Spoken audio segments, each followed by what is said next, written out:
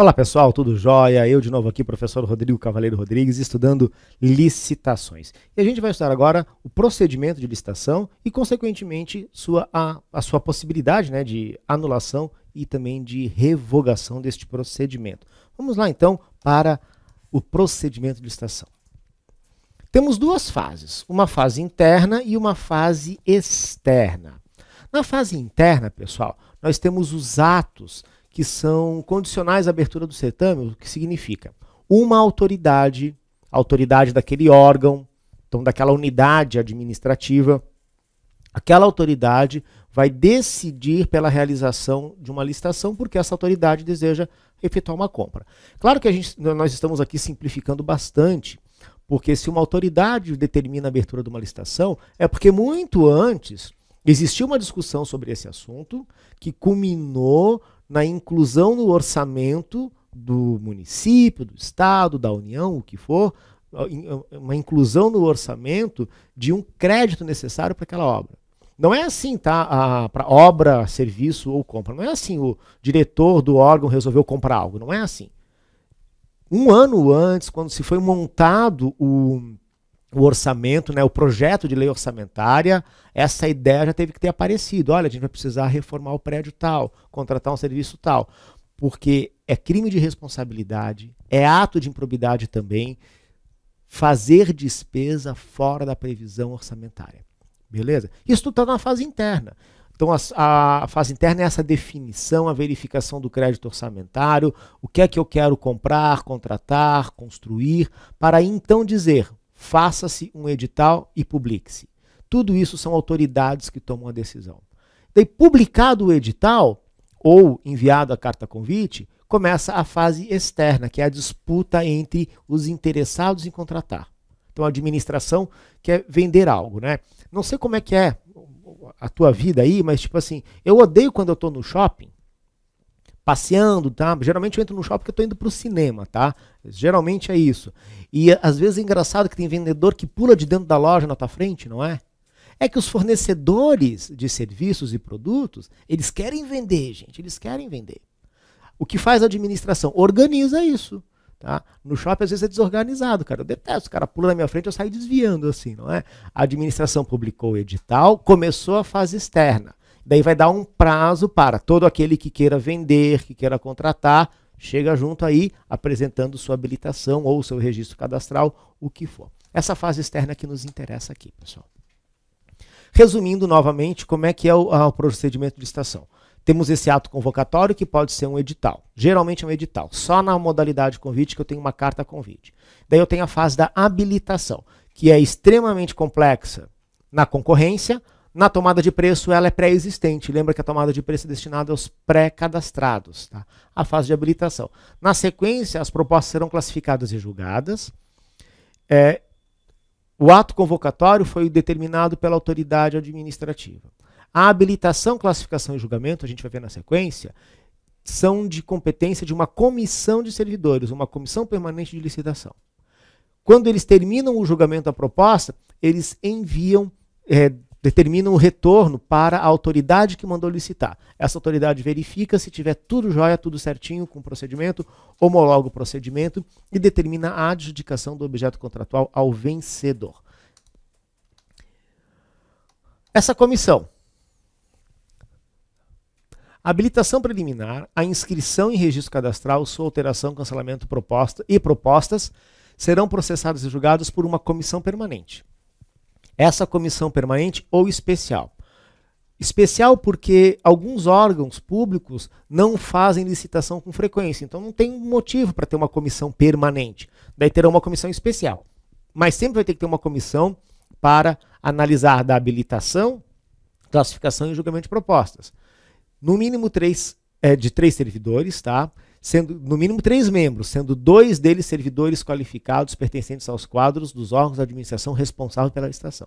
Então, no mínimo 3 membros, sendo que 2 pelo menos tem que ser servidor qualificado do próprio órgão que está licitando. Esta é a comissão de licitação.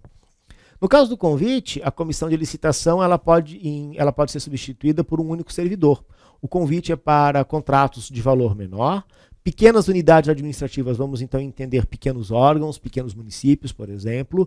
Então, como está explicado aqui no artigo 51, em face da exiguidade de pessoal, pouca gente disponível, é o que está escrito ali, a comissão pode ser substituída por um único servidor, que vai ser formalmente designado. Então, isso é possível no convite. No leilão e no pregão, que eu já comentei com vocês, leilão e pregão, já não tem comissão, né? Tem leiloeiro e pregoeiro, com os seus auxiliares, é claro. E no concurso eu tenho uma comissão especial para cada concurso. Cada concurso vai ter uma comissão especial, diferenciada. Essa comissão de licitação, se ela for a permanente, tá? Mandato de 1 ano para os servidores que forem designados. Então, às vezes os alunos às vezes me perguntam, muito em sala de aula isso, né? Pô, o cara está lá estudando para ser técnico do TRE. Pô, professor, por que eu estou estudando esse negócio aqui? O que é que o TRE tem a ver com isso? Olha, vai que você é designado para ser membro de uma comissão de licitação, né? Então, tá aqui, mandato de 1 ano, responsabilidade solidária. Os membros da comissão, entre si, têm responsabilidade solidária. O que significa que se houver um erro e esse erro causar dano à administração pública, os 3, ou pode ser mais de 3, todos os membros têm responsabilidade juntos, solidária, em conjunto, em relação à administração.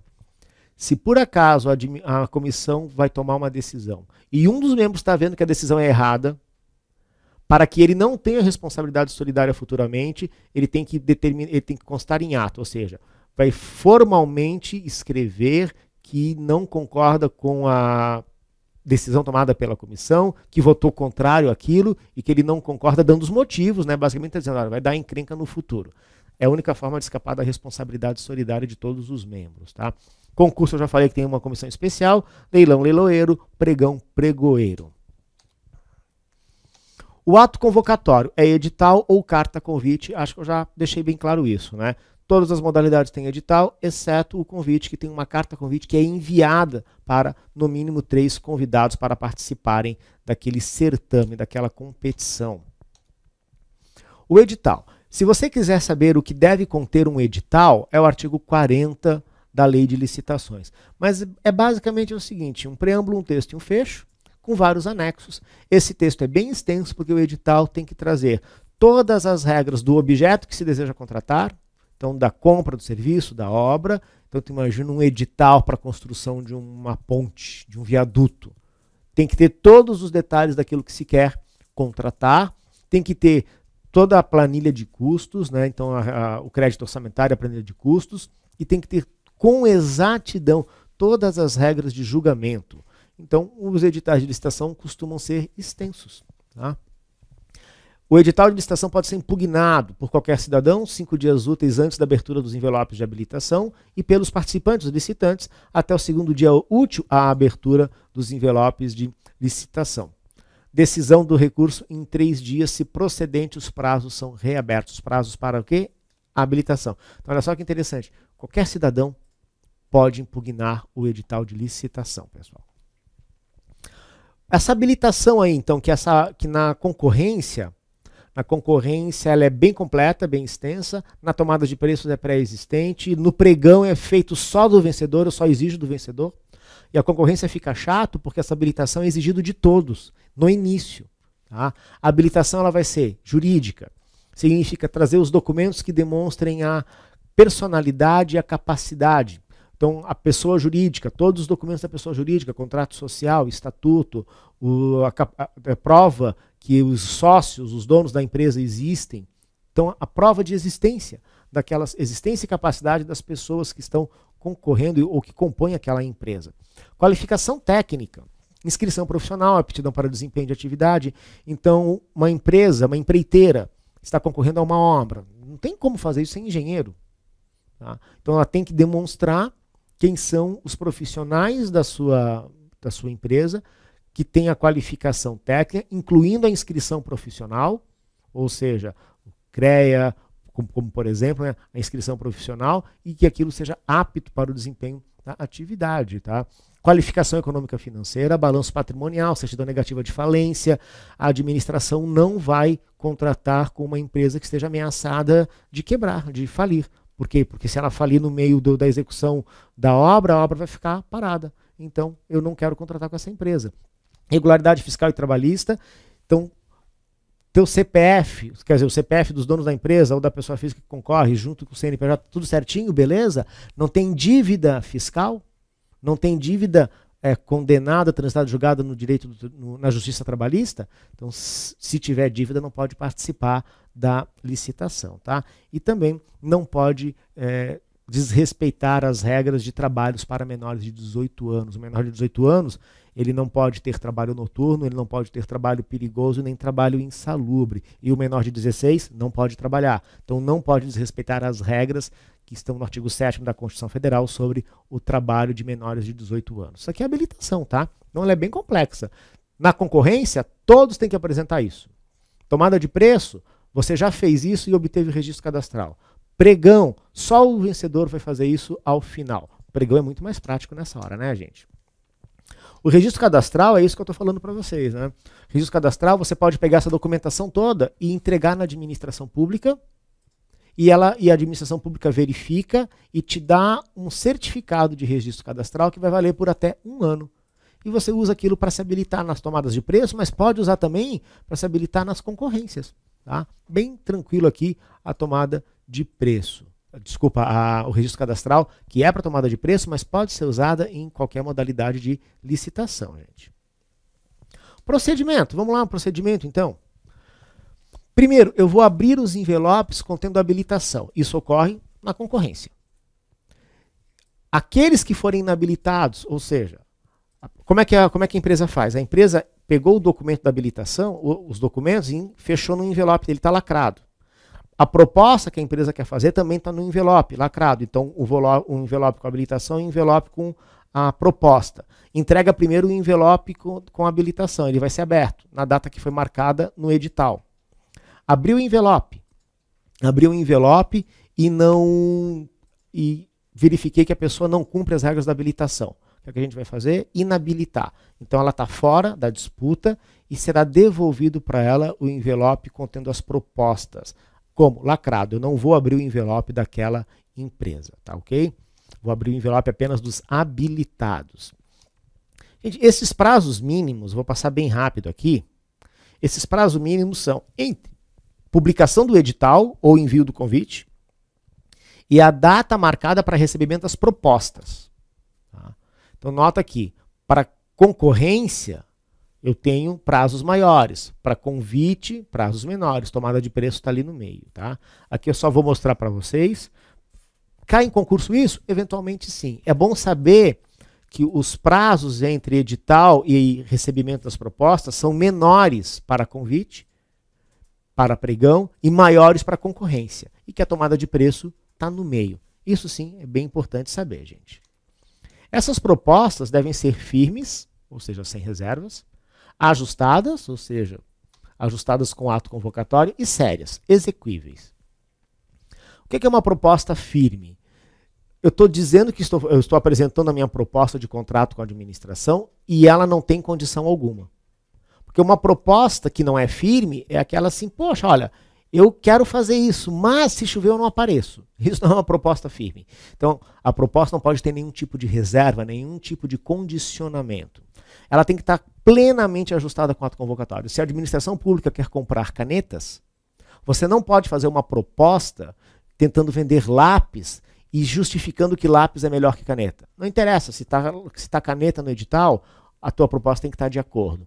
Ela tem que ser séria, ela tem que ser exequível. Ou seja, propostas com valores completamente fora do padrão, ou com técnicas mirabolantes que nunca ninguém ouviu falar, elas não são exequíveis. Essas propostas serão desclassificadas. Tá? Serão desclassificadas. Daí na sequência a gente tem a verificação da conformidade de cada proposta com os requisitos do edital. E conforme o caso, com os preços correntes no mercado, fixados em órgão oficial competente ou ainda com os constantes do sistema de registro de preços. Então, gente, esse esqueminha que eu mostrei há pouco para vocês, ele representa aqui esse inciso 4º do artigo 43 da lei. A proposta ela tem que ser séria, firme, exequível, de acordo com o edital, ajustada com o edital. Senão a proposta é desclassificada, significa que eu sequer irei julgar aquela proposta. Julgamento e classificação indo para o final, não é, do procedimento. Julgamento e classificação das propostas de acordo com o critério de avaliação constante no edital. Então, veio a habilitação. Habilitação, verifiquei que uma empresa não possui os documentos exigidos no edital. Ela está inabilitada, retirada do procedimento. Consequentemente, retirada do procedimento, eu não vou abrir o envelope de proposta dela, devolvo o envelope de proposta para ela. Os habilitados, esses sim eu vou analisar as propostas. Daí eu vou abrir as propostas. As propostas que não estão de acordo com o edital, que não são sérias, eu já tiro essas propostas, não vou nem julgá-las. Elas estão desclassificadas. Daí depois eu vou para o julgamento. Daí agora no julgamento eu vou aplicar o tipo de licitação. Como é que eu vou fazer esse julgamento? O edital tem que me especificar com clareza o tipo de julgamento. Menor preço, critério absoluto. Vence o menor preço. É utilizado no pregão. Tá? Em termos absolutos, o menor preço vence. Ah, mas o edital não quer o menor preço. O edital colocou melhor técnica. Beleza, melhor técnica é destinada para serviço intelectual somente, tá? Só vou usar melhor técnica para serviço intelectual. Técnica e preço, vou fazer uma média ponderada entre proposta econômica e a proposta técnica. Maior lance ou oferta é para o leilão. Maior lance ou oferta é para leilões. Beleza, tá, gente? Opa, deixa eu voltar aqui. Esses são os tipos de licitação, nada mais são do que as técnicas de julgamento, a forma de julgamento. Só complementando para mostrar que está no artigo 46. Melhor técnica e preço, tá? Isso daqui eu vou pular rapidinho. O julgamento, em regra indivisível, pode ser dividido em itens. Por exemplo, o órgão público ele quer comprar material escolar. O material escolar é lápis de cor, lápis grafite, caderno, livros. Nota que eu poderia fazer uma licitação para cada um desses itens, não é? Uma para caneta, uma para lápis, uma para livro, mas eu posso fazer uma única licitação. Em regra, o julgamento de uma licitação é indivisível. Nesses casos em que eu tenho mais de um objeto sendo licitado no mesmo procedimento, daí eu posso ter uma divisibilidade, aí é permitida, tá? A homologação compete à autoridade que mandou licitar. Então a comissão finaliza o seu trabalho com um relatório do julgamento, dizendo, olha, o vencedor da licitação é esse. No entanto, quem homologa é uma autoridade. A autoridade da unidade administrativa. Essa autoridade vai homologar aquele procedimento se ele estiver todo correto, certo? Então, temos aqui no artigo 43, no procedimento, deliberação da autoridade quanto à homologação e adjudicação do objeto da licitação. Agora, se por acaso a autoridade encontrar uma nulidade, ou seja, durante o procedimento houve um desrespeito à lei, o que é que vai fazer a autoridade? Não homologa. A autoridade anula o procedimento. Quando que temos anulação de procedimento? Quando ocorre um desrespeito à lei. E quando que nós temos a revogação do procedimento? Na revogação, e isso é importante para concurso, gente, na revogação não existe desrespeito à lei. No entanto, a autoridade, por razões de interesse público, uma situação superveniente de interesse público, decide não licitar mais. Só que já tinha passado do julgamento, então ela vai indenizar o vencedor, certo? Mas ela decide não continuar para a adjudicação e contratação, certo? E a desistência também pode acontecer a qualquer momento. Mas é importante saber a diferença entre anulação e revogação. Anulação, questão de legalidade, a lei foi desrespeitada. Revogação, na revogação a lei não foi desrespeitada, mas por razões de interesse público, razões essas decorrentes de fato superveniente, a administração não vai dar seguimento. E o seguimento, qual seria o seguimento? Adjudicar ao vencedor e contratar com ele. Certo, pessoal? Beleza, então olha, corri um pouquinho, passei bastante aqui do nosso tempo, né? Mas eu tentei aqui fazer um grande resumo para vocês do procedimento de licitação. Legal, gente? É isso então. Grande abraço, até um outro encontro. Tchau, tchau.